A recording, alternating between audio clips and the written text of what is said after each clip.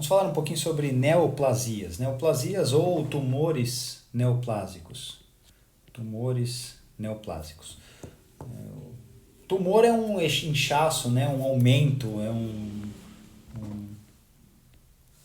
um volume aumentado, né? Agora, quando eu falo tumor neoplásico, o termo neo, novo,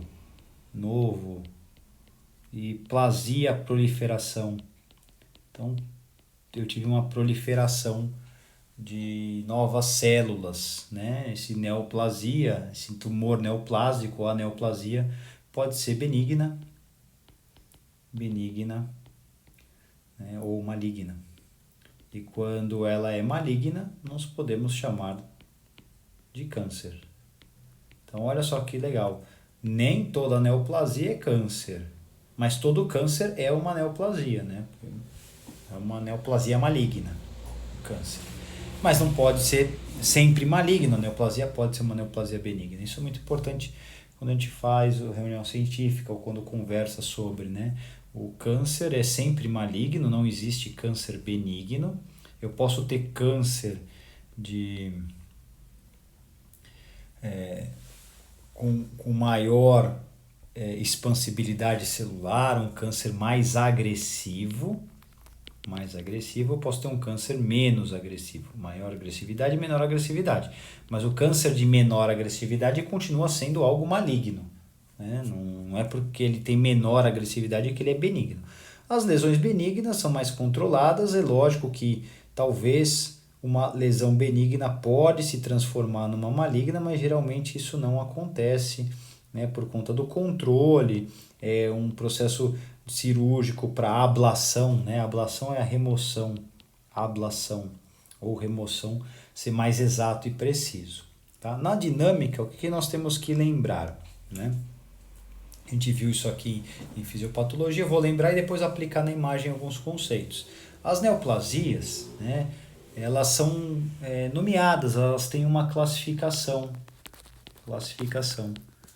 O nome vai indicar se ela é maligno ou benigno, claro que tem algumas exceções.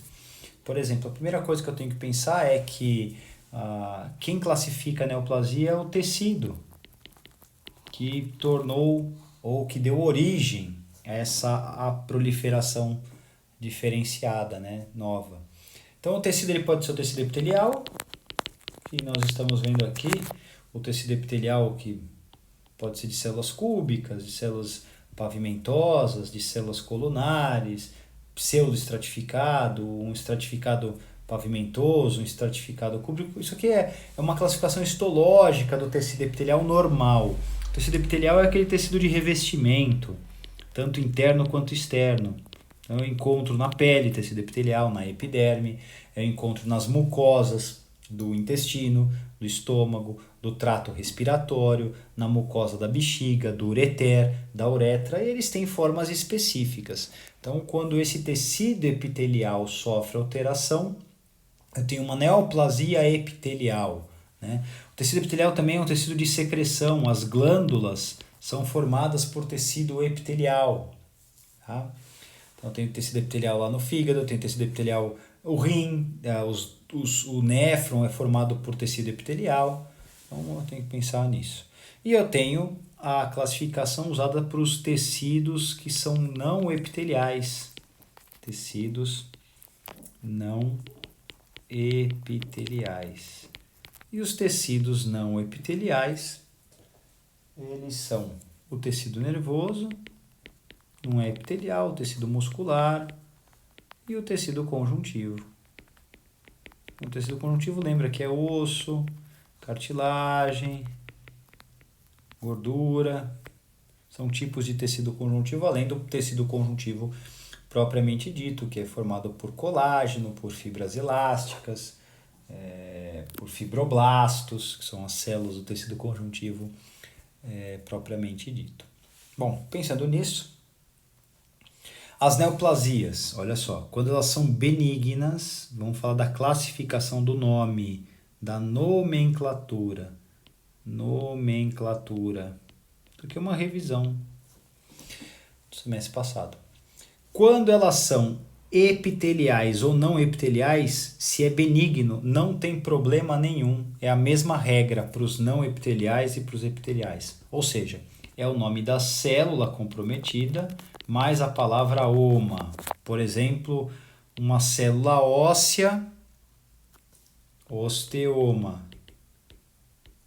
Tá?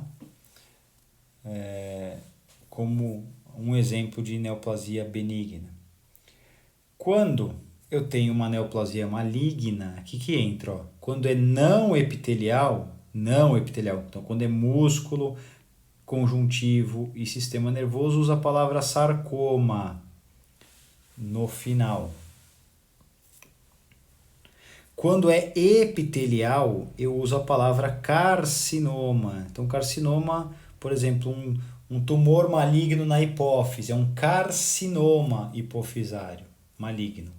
Carcinoma hipofisário. E se fosse benigno, né? Se fosse benigno, vai ser um adenoma hipofisário. Então vamos dar uma olhadinha nisso aqui, nas terminologias e ver no exame de imagem. Tá? O que eu preciso lembrar que é importante? Na biologia dos tumores, o tumor benigno, ele é de crescimento lento, ele cresce lentamente, ele não produz vasos para ele, não tem angiogênese. Então se você injetar contraste, não vai ter aquele tufo de vaso sanguíneo, e ele é um tumor encapsulado, e por ser encapsulado ele é bem delimitado, bem demarcado. O tumor maligno, ele é um tumor de crescimento rápido, ele tem angiogênese, ele cria vasos para se multiplicar mais rápido, para ter mais nutrientes, ele acaba promovendo morte do tecido em torno dele, e ele não é encapsulado, ele foge da cápsula. E quando ele foge da cápsula, ele pode cair na corrente sanguínea ou na corrente linfática e promover o processo de metástase. Já o benigno não tem como fazer metástase.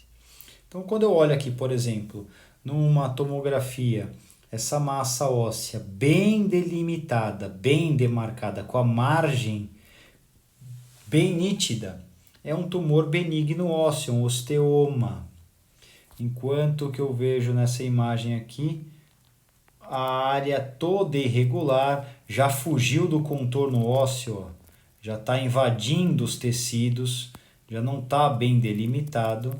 Isso é um osteosarcoma. Aqui um osteoma intracraniano, ele é benigno, mas ele está num lugar ruim. Ele é benigno, mas ele tem um comportamento maligno.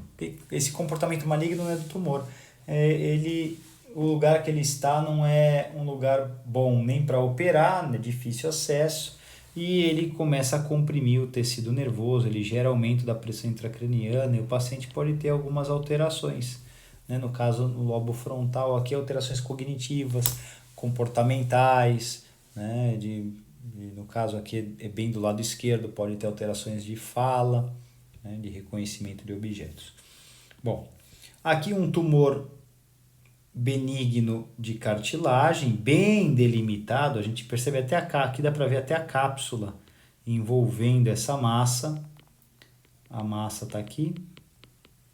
E isso é um condroma, condrocartilagem-oma benigno.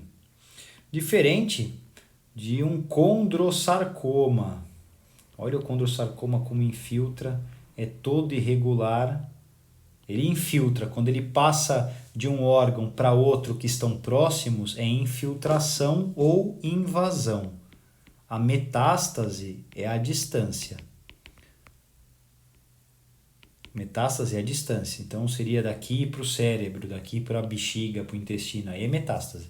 Agora, quando é do osso para o músculo, do osso para a cartilagem, isso aí é um processo de invasão ou infiltração. Né? Isso aqui é um condroma bem agressivo, né? Tem uma grande proliferação tecidual.